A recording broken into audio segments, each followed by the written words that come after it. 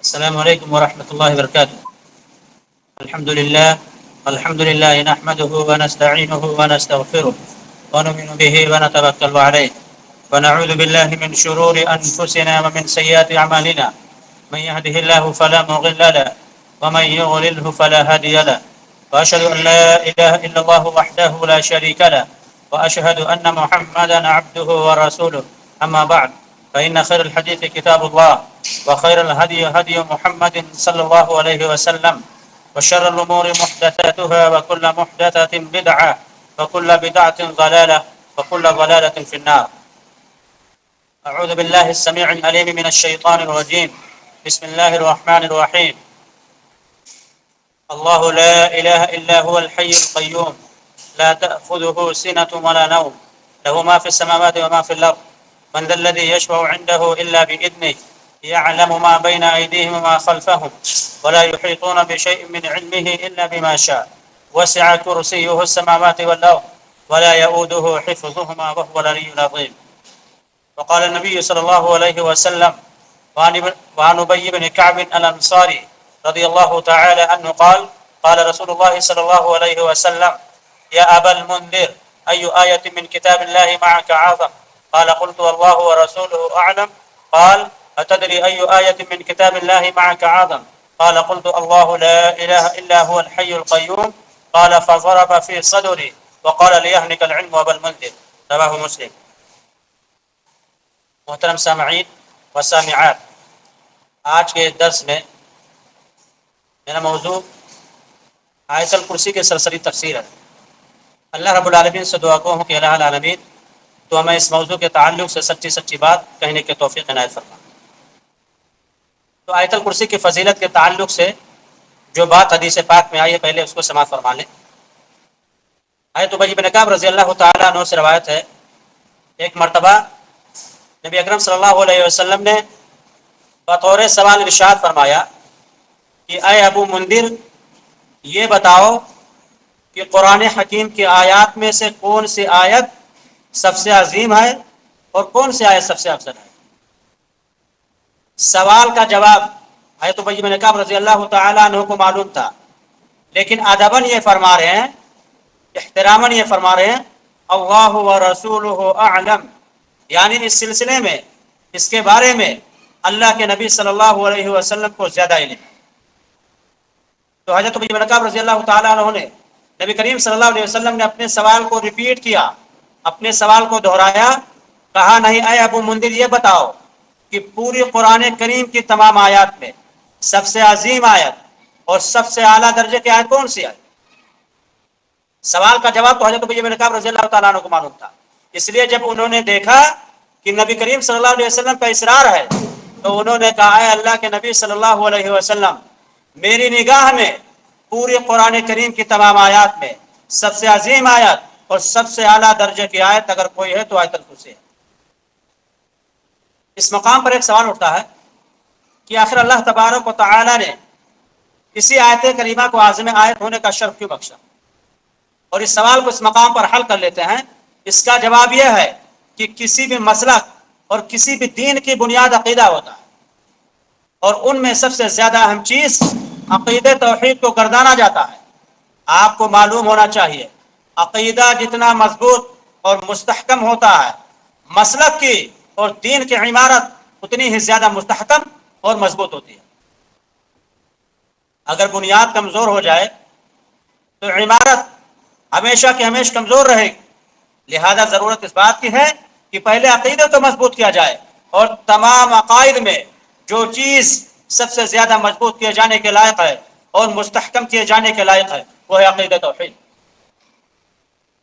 جنہوں نے احادیث اور قرآن حکیم کا گہرا مطالعہ کیا ہوا ہے، ان پر یہ بات مخفی نہیں، ان پر یہ بات پوشیدہ نہیں ہے کہ اللہ تبارک و تعالی نے جتنے انبیاء اور رسل دنیا میں کی طرف مبعوث کیے، ان سبوں کا سب سے پہلا پیغام اور سب سے پہلا لیسن جو اپنے امت کے سامنے رکھا وہ یہ درس توحید ہی تھا۔ آپ قرآن کو اول آخر تک پڑھتے چلے جائیں، آپ کو یہی معلوم ہوگا کہ انبیاء کرام نے عقیدہ توحید کو لوگوں کے دلوں میں جمانے اور مستحکم کرنے میں بڑی محنت کی، سال ہا سال اس کے لیے صرف کیے، لیکن ایک ہے توحید کے دو قسمیں، ایک ہے توحید بالذات اور ایک ہے توحید بالصفات۔ تو توحید بالذات کی بحث تو سورہ اخلاص کے اندر ہے، اسی وجہ سے سورہ اخلاص کا مقام و مرتبہ تمام صورتوں میں سب سے بڑا ہوا ہے۔ میں اس کی فضیلت بھی اس مقام پر بیان کر دوں تاکہ دونوں صورتوں میں جو گہرا ربط ہے وہ واضح ہو جائے۔ نبی کریم صلی اللہ علیہ وسلم کی حدیث ہے، وعن ابی الدرداء رضی اللہ عنہ عن النبی صلی اللہ علیہ وسلم قال ایعجز احدکم ان يقرأ في ليلة ثلث القرآن قالوا وكيف يقرأ قال قل هو الله احد يقدر ثلث القرآن رواه مسلم۔ حضرت ابو درداء رضی اللہ تعالیٰ عنہ سے روایت ہے کہ نبی کریم صلی اللہ علیہ وسلم نے صحابہ کرام کو مخاطب کر کے فرمایا، کیا تم میں سے کوئی اس بات سے عاجز ہے کہ ہر روز اور ہر رات تہائی قرآن پڑھ لے؟ تو صحابہ کرام نے کہا کہ اللہ کے رسول صلی اللہ علیہ وسلم یہ کیسے ممکن ہے کہ ایک آدمی ہر روز اور ہر رات تہائی قرآن پڑھ لے؟ تو اللہ کے نبی صلی اللہ علیہ وسلم نے کہا، اگر کوئی آدمی سورہ اخلاص پڑھ لے تو یہ سورہ اخلاص 1/3 قرآن کے برابر ہے، یعنی سورہ اخلاص کا پڑھنے والا ثلث قرآن کا پڑھنے والا ہوگا۔ تو پتہ یہ چلا کہ پورے قرآن کریم کی تمام صورتوں میں سب سے عظیم صورت اور سب سے اعلیٰ درجے کی صورت اگر کوئی ہے تو سورہ اخلاص ہے۔ میں اس کی ایک اور فضیلت بیان کر کے آیت کریمہ کی تفسیر کی طرف آ رہا ہوں۔ امام مسلم رحمۃ اللہ علیہ اس روایت کو کتاب الزکوٰۃ کے اندر لائے ہیں، اور اس روایت کے راوی حضرت ابو ہریرہ رضی اللہ تعالیٰ عنہ کہ بیت المال کے چور کو جب انہوں نے 2 بار پکڑا تو بہانہ کر کے نکل گیا، لیکن نبی کریم صلی اللہ علیہ وسلم اور چور حقیقت میں آیا، جب آیا تو حضرت ابو ہریرہ رضی اللہ تعالیٰ عنہ نے اسے پکڑا، وہ بیت المال سے چوری کر رہا تھا۔ حضرت ابو ہریرہ رضی اللہ تعالیٰ عنہ نے پکڑا اور کہا، میں تجھے اس بات چھوڑنے والا نہیں ہوں۔ تو جانتے ہو شیطان نے کیا کہا، اگر تم مجھے اس بار چھوڑ دو تو میں ایک عظیم نسخہ بتاتا ہوں، بڑی شاندار بات بتاتا ہوں۔ حضرت ابو ہریرہ رضی اللہ تعالیٰ عنہ جو دین کے علم کے بڑے شائق تھے، دین کے علم کے بڑے شوقین تھے، انہوں نے کہا ٹھیک ہے، اگر تو آیت الکرسی کی فضیلت کے تعلق سے کوئی اچھی بات بتائے گا تو میں تجھے چھوڑ دوں گا۔ شیطان نے کہا کہ اللہ تبارک و تعالیٰ نے اس آیت کے اندر اتنا پاور رکھا ہے کہ اگر کوئی آدمی رات کو پڑھ لے تو رات بھر شیطان اس کے قریب نہیں آئے گا۔ حضرت ابو ہریرہ رضی اللہ تعالیٰ عنہ نبی کریم صلی اللہ علیہ وسلم کے بارگاہ میں صبح کے وقت حاضر ہوئے، کہا اللہ کے نبی صلی اللہ علیہ وسلم، شیطان نے آیت الکرسی کی فضیلت کے تعلق سے یہ بات کہی ہے، کیا یہ بات سچ ہے؟ اللہ کے نبی صلی اللہ علیہ وسلم نے کہا، شیطان اگرچہ جھوٹا ہے لیکن وہ اپنی اس بات میں سچا ہے کہ سچ مچ آیت الکرسی کی بڑی فضیلت ہے کہ اگر کوئی آدمی رات کو پڑھ لے تو رات بھر شیطان اس کے قریب نہیں آئے گا۔ اللہ تبارک و تعالیٰ نے اس آیت کے اندر پاور کیوں رکھا ہے؟ یہ در حقیقت توحید کا پاور ہے، اس لیے کہ شیطان کو سب سے زیادہ چڑ اگر کسی چیز سے ہے تو توحید سے ہے۔ شیطان کو قطعاً پسند نہیں ہے بندہ ایک اللہ کو ماننے والا بنے، موحد بنے، توحید پرست بنے۔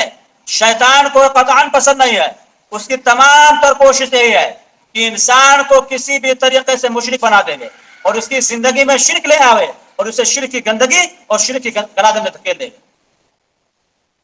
اور چونکہ اس آیت کے اندر اللہ تبارک و تعالی نے اپنی توحید کی صفات کی تفصیلی بحث بیان کی ہے، اگر کسی آدمی کو سرکش شیاطین لگا ہوا ہو اور آیت الکرسی کا عمل اس کے ساتھ ہے تو انشاءاللہ دم کر کے پڑھ دیا جائے، شیطان بھاگ جائے گا، ٹھہر ہی نہیں سکتا۔ اب میں اس آیت کریمہ کی تفسیر کی طرف آ رہا ہوں۔ یہ آیت الکرسی کل 10 جملوں پر مشتمل ہے۔ اللہ لا الہ الا ہو وہو العلی العظیم۔ آیت الکرسی یہ آیت کریمہ کل 10 جملوں پر مشتمل ہے، اور پہلا جملہ اس کا دعویٰ ہے اور بقیہ کے 9 جملے اسی دعوے کی دلیل ہے۔ دعویٰ کیا ہے؟ اللہ لا الہ الا ہو، اللہ رب العالمین کے علاوہ کوئی الہ نہیں۔ اچھا آپ غور کریں کہ پہلا جملہ ہی اللہ ہے۔ آپ دیکھیں گے نا، آپ پتہ کریں، جب سے دنیا قائم ہوئی ہے کسی باپ نے، کسی ماں نے اپنے بیٹے کا نام اللہ نہیں رکھا۔ اللہ تبارک و تعالی نے سورہ مریم کے اندر ارشاد فرمایا، هل تعلم له سمیہ، کسی ماں نے اپنے بیٹے کا نام نہیں رکھا اللہ، یہ اللہ ہے۔ تو اللہ لا الہ الا ہو، اللہ رب العالمین کے علاوہ کوئی الہ نہیں۔ کتاب التوحید کی ایک شرح کی گئی ہے، فتح المجید اس کے اندر یہ بتایا گیا ہے کہ الالہ یہ معنی میں المعلوہ کیا ہے، اور المعلوہ کہتے ہیں الذی یستحق العبادہ. اب ترجمہ کیا ہوا؟ اللہ لا الہ الا ہو، اللہ رب العالمین ہی حقیقت میں عبادت کا مستحق ہے. میں نے پہلے بتایا نا کہ پہلا جملہ دعویٰ ہے اور بقیہ کے 9 جملے سے دعوے کے دلیل ہے. تو اللہ رب العالمین ہی حقیقت میں عبادت کا مستحق ہے. عبادتیں کئی قسم کے ہیں. سجدہ عبادت ہے، رکوع عبادت ہے، نظر و نیاز عبادت ہے. سجدہ عبادت لہذا اللہ ہی کے لیے سجدہ ہے، رکوع عبادت لہذا اللہ ہی کے لیے رکوع ہے، نظر و نیاز عبادت لہذا اللہ ہی کے لیے نظر و نیاز ہے. دوسرا، ان تمام عبادات کے لائق کیوں نہیں؟ میں نے پہلے بتایا نا کہ پہلا جملہ دعویٰ ہے. اس کا جواب دیا گیا الحی، اللہ زندہ ہے. آپ یہاں پہ ایک سوال کر سکتے ہیں کہ مولانا صاحب زندہ تو آپ بھی ہیں، اس کا جواب کیا ہے؟ اللہ رب العالمین حقیقی حیات سے متصف الحی، اور ہم جو زندہ ہے حی معنی زندہ. اللہ رب العالمین حقیقی حیات سے متصف ہے، اور ہماری جو حیات ہے حیات عارضی ہے، حیات طبعی ہے. لہذا جو حیات عارضی سے متصف ہو وہ قطعاً عبادت کا مستحق نہیں ہے. نہ تو اس کے لیے سجدہ ہے، نہ تو اس کے لیے رکوع ہے، نہ تو اس کے لیے نظر و نیاز ہے. اس کو ایک مثال سے سمجھے. ٹرین دیکھا ہے؟ ٹرین اس میں آگے ایک انجن لگا ہوتا ہے. اب میں یہ پوچھتا ہوں انجن کی حرکت اصلی ہے یا ڈبوں کی؟ انجن کی حرکت اصلیہ ہے، اور ڈبوں کی حرکت طبعیہ ہے. تیز سے اسی کے تابع ہیں. اگر یہ انجن رک جائے تو یہ ڈبے بھی رک جائیں گے. اسی طرح ہماری حیات کی اور اللہ تبارک و تعالیٰ کی حیات کی ہے. اللہ تبارک و تعالیٰ حقیقی حیات سے متصف ہے، اور ہماری جو حیات ہے حیات عارضی ہے، حیات طبعی ہے. اللہ تبارک و تعالیٰ نے اسی موت اور حیات کو بنیاد بنا کر کے ایک بڑی عجیب بات کہی. آیت قرآنیہ ملاحظہ ہو.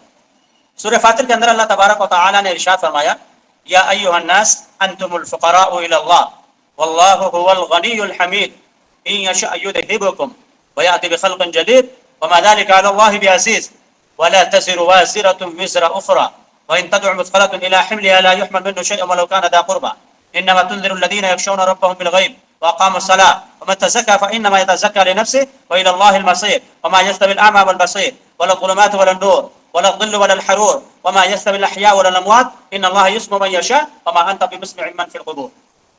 آیت رکوع سے شروع ہو رہا.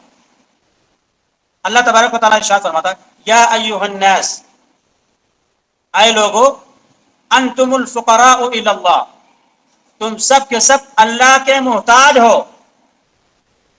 واللہ هو الغنی الحمید، اور اللہ بے نیاز ہے، تعریف والا.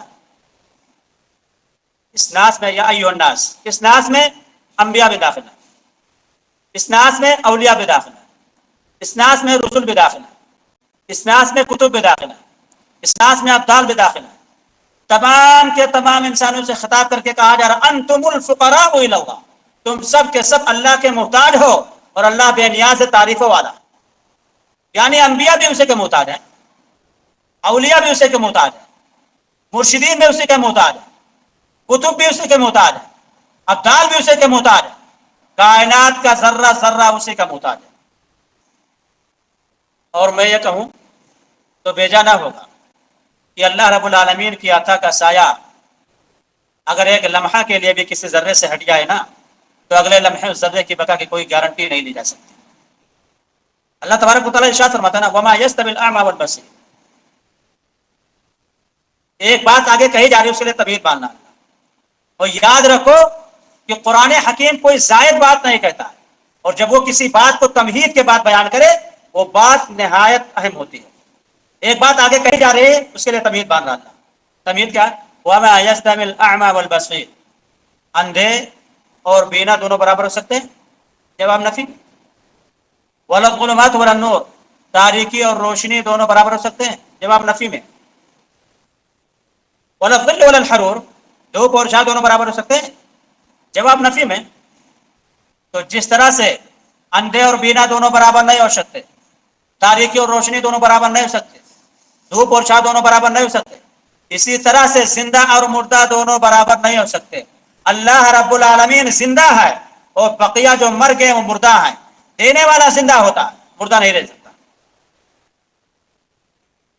رہا معاملہ ان کو سنانے کا، تو اے ہمارے حبیب صلی اللہ علیہ وسلم، آپ کسی قبر والے کو اپنی بات نہیں سنا سکتے.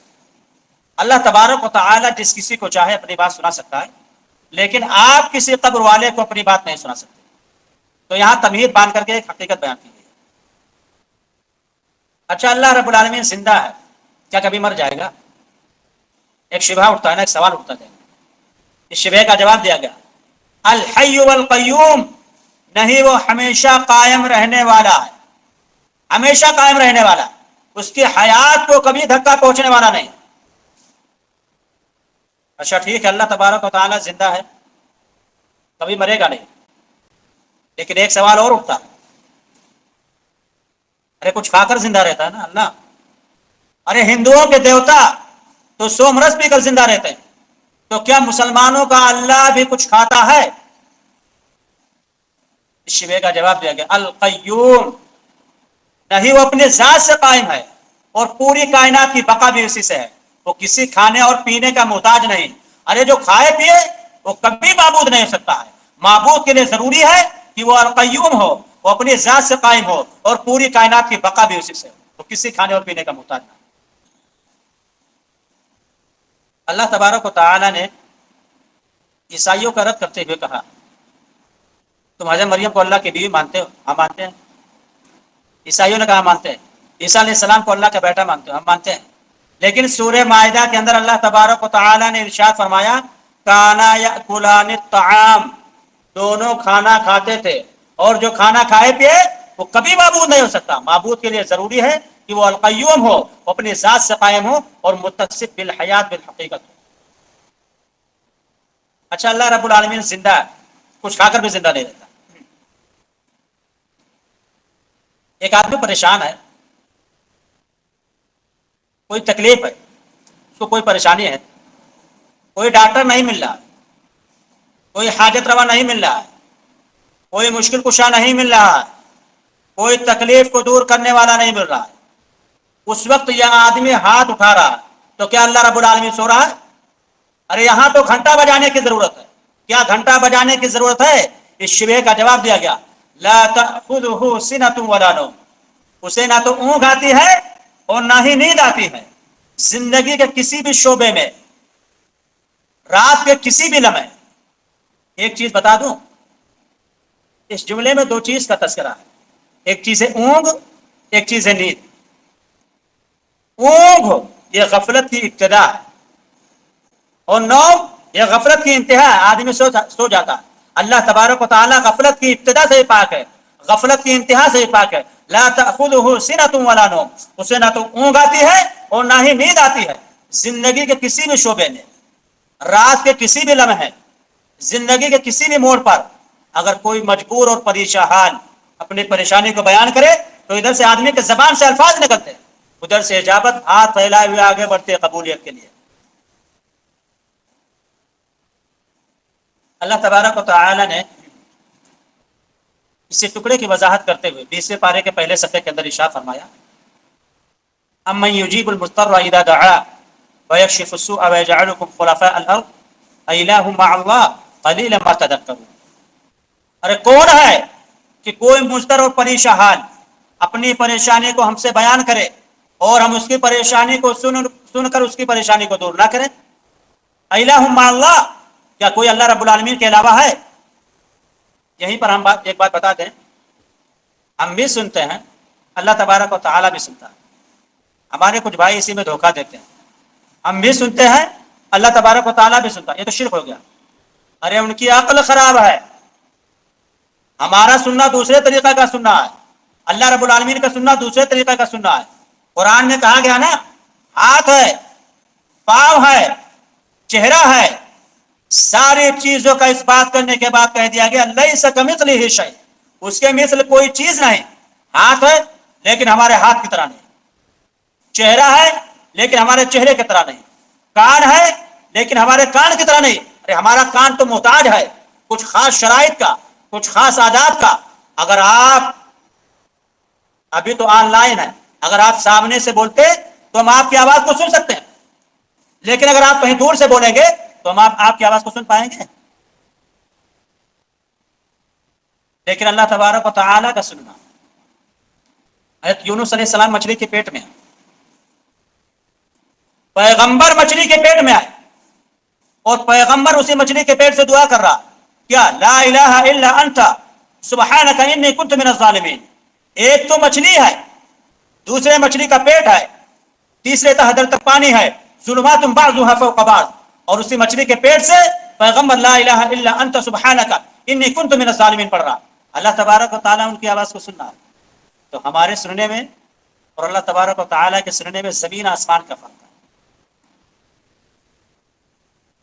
اچھا، اللہ رب العالمین ساری باتیں سن لیتا ہے، کبھی سوتا نہیں، لیکن کبھی اس کا موڈ ہو کہ پکارنے والے کی پکار کا جواب نہیں دینا، مصلحت متقاضی ہے. آپ کوئی چیز مانگ رہے ہیں، اے اللہ رب العالمین مجھے فلاں ایریا کا عہدیدار بنا دے، مجھے ہندوستان کی سلطنت دے دے، لیکن آپ کا یہ مطالبہ مصلحت کے خلاف ہے، تو کیا کوئی ہے جو دباؤ ڈال کر اللہ تبارک و تعالیٰ کو منوا دے؟ یہود و نصارہ تو کہتے تھے کہ اگر اللہ رب العالمین کوئی چیز بندے کو نہ دینا چاہے تو ہمارے یہ انبیاء آ کر بیٹھ جائیں تو اللہ تبارک و تعالیٰ کو دینا پڑے گا. بعین ہی یہی تصور جو یہود و نصارہ کا تھا، بعین ہی یہی تصور جو کفار و مشرکین کا ہے، یہی تصور ہمارے ان بریلوی بھائی کا بھی ہے. ان کا بھی یہ عقیدہ ہے کہ اگر اللہ رب العالمین کوئی چیز بندے کو نہ دینا چاہے تو ہمارے یہ اولیاء آ کر بیٹھ جائیں تو اللہ تبارک و تعالیٰ کو دینا پڑے گا. کیا ایسا ہے؟ اس شبہ کا جواب دیا گیا، لہو ما فی السماوات و ما فی الارض. اس آسمان اور زمین کا چپا چپا، اس آسمان اور زمین کی ہر شے اسی کی ہے. اسی کی ہے کیا مطلب ہے؟ اسی کی ملکیت ہے. اب بتائیے کوئی انسان کسی انسان کی ملکیت میں ہو تو مالک کو کیا کہیں گے؟ آقا. اور جو اس کی ملکیت میں اس کو کیا کہیں گے؟ غلام. اور غلام کی کیا مجال کہ اللہ رب العالمین کے سامنے نہ کشائی کرے. تو یہ جتنے بھی ہیں، انبیاء ہیں، اولیاء ہیں، مرشدین ہیں، اور ان میں سے مقربین بارگاہ الہی میں فرشتوں کو شامل کر کے جتنے بھی ہیں، سب کے سب اللہ رب العالمین کے غلام ہیں. اور غلام کی کیا مجال کہ اللہ تبارک و تعالیٰ کے سامنے نہ کشائی کرے. دباؤ ڈالنا تو بہت دور کی بات ہے، دباؤ نہیں ڈال سکتے. اگر سفارش کی اجازت نہ ہو تو سفارش نہیں کر سکتے، کیونکہ آگے کے جملے میں یہی بتایا گیا، من الذی یشفع عنده الا باذنہ. اگر اللہ رب العالمین اجازت نہ دے سفارش کے لیے تو بندہ منہ نہیں کھول سکتا، سفارش نہیں کر سکتا. اچھا، اللہ رب العالمین اجازت دیتا ہے کہ سفارش کر سکتے ہیں. کہ اللہ رب العالمین مجھے بیٹی نہیں بیٹا دے، سفارش کر سکتے ہیں. یہیں پر ایک بات بتا دوں کہ شیعہ لوگوں میں جب کوئی مر جاتا جانتے ہو کیا کرتے ہیں؟ وہ ایک لمبی سی لسٹ تیار کرتے ہیں، اس میں لکھتے ہیں بڑا پرہیزگار تھا، بڑا نمازی تھا، بڑا روزے دار تھا، حالانکہ اس نے زندگی میں کچھ بھی نہیں کیا. تو کیا یہ اللہ تبارک و تعالیٰ کے معلومات میں اضافہ کر رہے ہیں؟ اس شبہ کا جواب دیا گیا، یعلم ما بین ایدیہم وما خلفہم. اللہ تبارک و تعالیٰ ان کے اگلے پچھلے حالات سے اچھی طرح واقف ہے. جو سفارش کر رہا اللہ تبارک و تعالیٰ اس کو بھی جانتا، اور جس کے لیے سفارش کر رہا اللہ تبارک و تعالیٰ اس کو بھی جانتا. یہ سفارش کر کے کوئی تیر نہیں مار رہا، کیونکہ آگے بتلایا گیا نا، وَلَا يُحِيطُونَ بِشَيْءٍ مِّنْ عِلْمِهِ إِلَّا بِمَا شَاءَ. اللہ تبارک و تعالیٰ کا علم کامل علم ہے اور بندے کا علم ناقص علم ہے، اس کا علم کم ہے. تو جب بندے کا علم ناقص علم ہے تو اس کو سفارش کرنے کی جرات کیسے ہوئی؟